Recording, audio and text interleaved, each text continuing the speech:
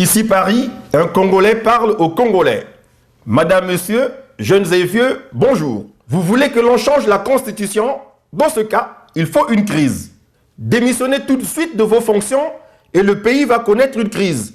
Une bonne crise puisque toutes les institutions vont tomber. Nous pourrons par la suite envisager un changement de Constitution.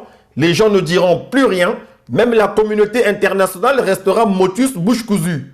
Vous pigez?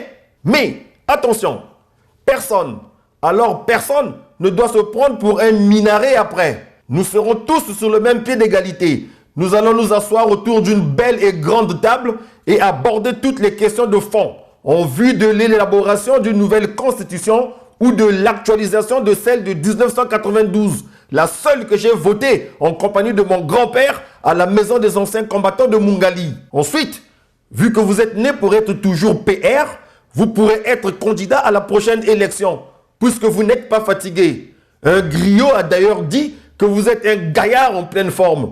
Faudra-t-il encore que la nouvelle constitution vous en donne le droit et ou que, entre-temps, vous ne vous retrouviez pas au cachot? Sincèrement, pourquoi vous ne voulez pas prendre une retraite méritée dans votre ranch à la Jockey Wing?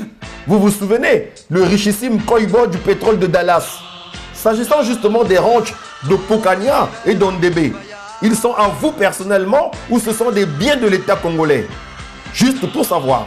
Pour changer la constitution du 20 janvier 2002, il faut une crise. Je n'en vois qu'une. Vous démissionnez. Il faut que toutes les institutions actuelles, présidence de la République, Parlement, Conseil constitutionnel, etc., dégagent le plancher afin de tout mettre à plat et repartir sur de nouvelles bases. Vous n'allez tout de même pas brûler le pays pour cette affaire. Ça me rassure. Ça vous va donc? Vous voulez toujours la changer? Cette constitution qui a garanti la paix au Congo? C'est vous qui le dites. Je n'invente rien.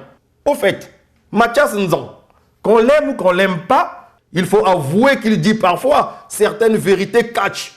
Et le peuple congolais apprécie. En tout cas, Mathias Nzan s'oppose avec courage et détermination, malgré les intimidations et tracasseries, à la politique du régime de Brazzaville.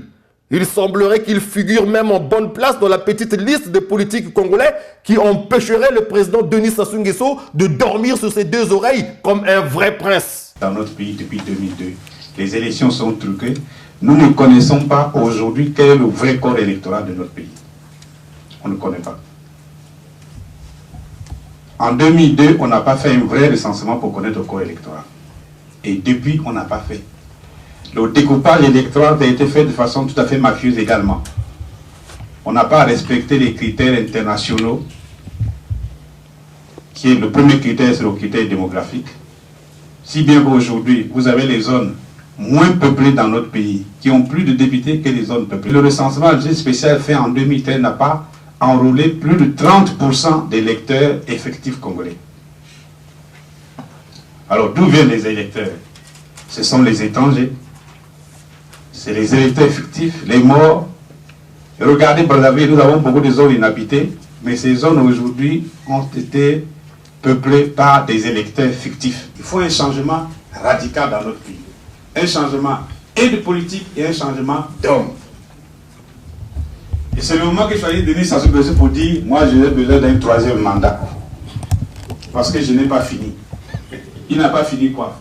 Il n'a pas fini de voler ou il n'a pas fini de construire? Alors, la réponse, il n'a pas fini de voler. Il proposait qu'on révise la Constitution. Réviser la Constitution, quelles sont les matières? C'est prévu à l'article 86. L'article 86 prévoit les matières sur lesquelles la révision constitutionnelle est possible. Si quelqu'un a une constitution, il peut regarder, vous voyez les matières.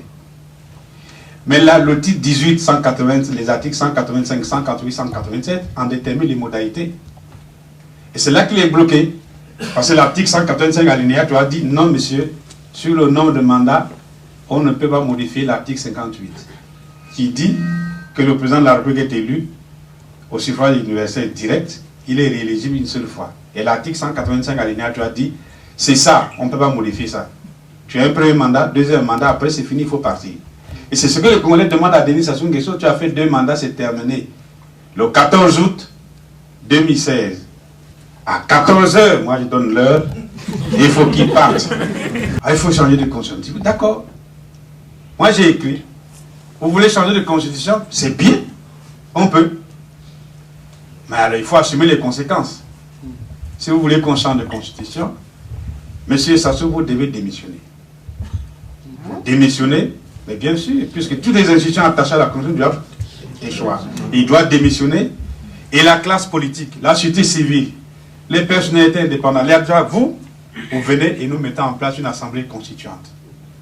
Et cette assemblée constituante va désigner un président intérimaire qui va former un gouvernement où on ne parlera plus de l'Assemblée actuelle, ni du Sénat actuel, ni de la Cour constitutionnelle. Tiens, tout ça tombe. Et c'est ça qui va constituer le socle de la préparation des élections générales et de la sortie de crise. J'ai écrit, quand il a lui dit, oh, mais lui là, pourquoi toujours ces solutions à lui? Mais non, c'est le bon sens.